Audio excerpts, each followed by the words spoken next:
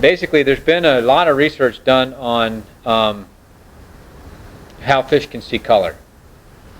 There's a lot of people who think that fish can't see color; they just see shapes, but they can. They've got the same type of eye structure that we do, and we can see what we call the visible spectrum. Goes between blue all the way through red. So go in reverse. It's red, orange, yellow, green, blue, indigo, and then violet. Past the violet end of the spectrum is ultraviolet. We can't see, but that gives us skin cancer. On the other end is infrared, which we also can't see. Insects can see infrared really well. And some fish can see ultraviolet. But a lot of fish can see the same colors we do. So for example, in striped bass, the peak of what they can see is in the reds, yellows, and greens portion of the light spectrum, which is probably why the red and white type seducer flies work so well for striped bass. For red drum, they don't see reds and yellows so well, but they see greens and blues pretty well. So as you start thinking about different color patterns to try, part of it is what the fish that you are fishing for can see. So basically, when I tie flies, I use the knowledge about how fish see, what colors they see, and how light is transmitted in water. Basically, when sunlight goes into the water, light is immediate. Portions of the light spectrum are lost. The first color that goes is red. It's a very long wavelength, so it gets absorbed a lot by water. It gets absorbed by particles in the water. So if you're in a totally clear ocean environment, tropical ocean, completely clear water, after 30 feet down, there's no red. So a red fish would look gray. Next it goes is orange, then yellow, then green, and the last to go is blue, which is why the ocean is blue. Ultraviolet goes even farther into the water, which is why a lot of the deeper sea fish can see ultraviolet. So, but it's not only vertically, it's also horizontally. So if you had a red light here, 15 feet away in the type of coastal water we have here, you wouldn't be able to see red. So if you're casting a red fly at a fish, until that fish is pretty close to that fly, it's not going to see that color red. So the first way the fish is going to pick up a fly or a lure is going to be the motion. If something moves through the water, it pushes a pressure wave. That's basically, when I'm talking, the sound is basically a pressure wave, and your ears pick that up. So the fish can pick it up with their inner ears and also with their lateral line. So that'd be the first way they see it. Or no, it's there. The second way is profile. Right? They're going to be too far away to see much in the way of color if they're coming towards it. So the second thing is profile, and the final thing is color. So that's how I tie my flies. First, things like muddlers, the big head, they push a lot of water, so the fish can feel it even before they see it. And the second thing is a profile, trying to imitate the general profile of what they're going to be feeding on. And then the third thing is color or flash or something to instigate that strike when they get close enough to be able to visually assess it. So all that kind of stuff, people have done decades worth of scientific research and all that for other reasons. But we can use all that kind of stuff to improve not only the flies we tie, but how do we present them. Throwing a fly in there, say if you're going to fish a muddler in the Everglades, you don't want to cast it to a mangrove edge and then strip it out really quickly, because the type of fish, killifish that it's imitating, or silverside, doesn't move that way. They kind of move in spurts. So if you're casting into a mangrove edge down in the Everglades, another nice thing about the muddler is it doesn't sink to the bottom. It kind of hovers, right? So you can strip it once and wait, strip it, wait. A lot of times the pickup comes on the weight. Another really important thing, from my perspective, is to tie the flies on with a loop knot, not a straight line with like a improved clinch knot, because that allows the fly to move. If it's say a crab pattern on the bottom, probably not so important. But if it is a muddler or another swimming pattern, that loop gives the fly some more motion, and the more motion it has, the more of those pressure waves that it puts out.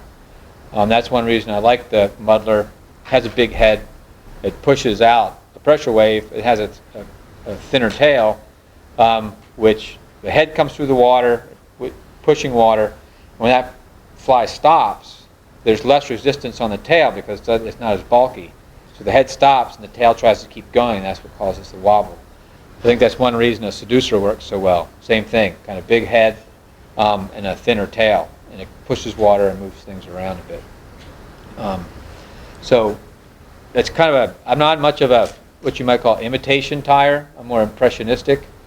Unless you're in really clear water, I don't think the fish are getting a good enough look at it to really evaluate it.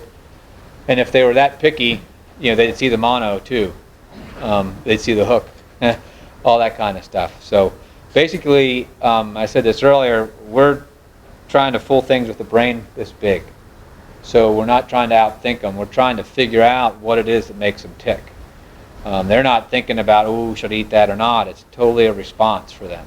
It's a reaction to a stimulus. They either figure it's good or it's bad. The old scientific term for that is fight or flight.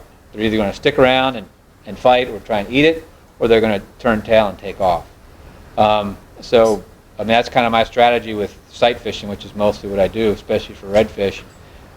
I want them to do either eat it or take off like a bat out of hell, because then I know they saw the fly. Okay. Well, there's different kinds of dirty water. One is tannin stained. It's clean. It doesn't have a lot of material in it. And in that situation, I think colors like gold, brown, that are going to mimic the same color patterns of the mud minnows and everything else that's in there are good.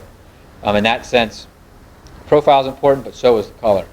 In water that's what I would call dirty, which has a lot of suspended particles in it, then it's all about profile. Well, not all, but mostly about profile. So black is great. Basically what happens is when sunlight comes into the water, it's absorbed, but it's also reflected. So the more particles you have in the water, the more reflection that there is. If you're standing on a boat looking into the water, even on a bonefish flat, you're going to look to the bottom, crystal clear. If you get into the water and they're looking horizontally, it's not going to be nearly as clear because that light's hitting those particles and reflecting sideways. It usually doesn't reflect back up. It just gets, from the top surface, we're basically just seeing it absorbed, not reflected. So let's say you're in one of the creeks here and it's a dropping tide, so it's got a lot of mud in the water. There's so much light being reflected around, the distance of visibility is not very good, and visual acuity is not very good. So they can't pick out details. A way to think about it is if you're driving in the fog. If you have on your high beams, so much light's reflecting back at you that you can't see. So you put on your low beams and you can see better. Even then, when you see things, you just kind of see the outline. You don't see any detail or color or things like that. So it's the same thing for fish. So if it's murky water, water with a lot of sediment in it, then I think profile dark is the way to go. And if you ever are cast netting in murky water and you catch a killifish, a mud minnow, they're probably just going to be as pale as they can possibly be, which for their perspective is great. They're just mixing into all that reflected light. So in contrast, when you're throwing a black fly, you are fooling the trout or the redfish or whatever the case may be. They see that profile and they think, I found one. If you throw a white fly, you'll catch some fish, but they're not going to be able to see it as well. So again, it depends on what you mean by. So colored water versus dirty water. If it's colored, use a color that reflects what is in it. If you get plankton blooms off the beaches here, like we do in Southwest Florida in the summer, green, the water's kind of greenish tinge, yellowish tinge. When that happens, my tarpon flies are chartreuse and yellow. I always start with one of those two colors. If chartreuse doesn't work, I switch over to yellow. If yellow doesn't work, then I'll start working down the line on other stuff.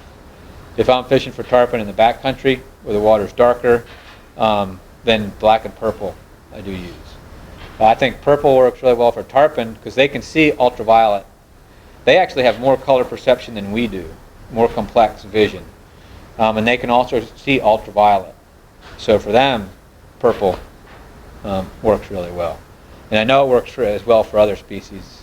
Another way to think about color too is when sunlight comes down, and this is always our perspective looking down, and we see a fly in the water or a fish in the water, we're seeing the colors that are reflected back up.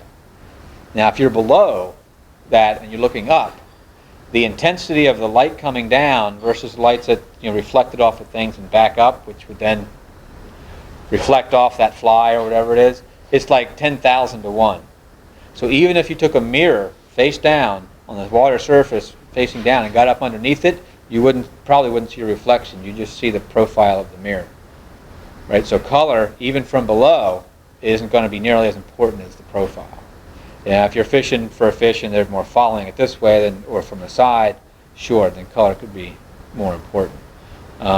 So again, from below, profile is really the big thing. And studies that have been done on fish, predatory fish that eat other fish, most of their attacks, if their bait is going this way, are from about a 40-45 degree angle like this. There's not a whole lot of attacking this way. Most of the attacks, ambush type attacks, are like this way. So they're really working on that profile a lot. So as you're thinking about tying flies, even more importantly, as you're presenting the flies to the fish, keep all those things in mind.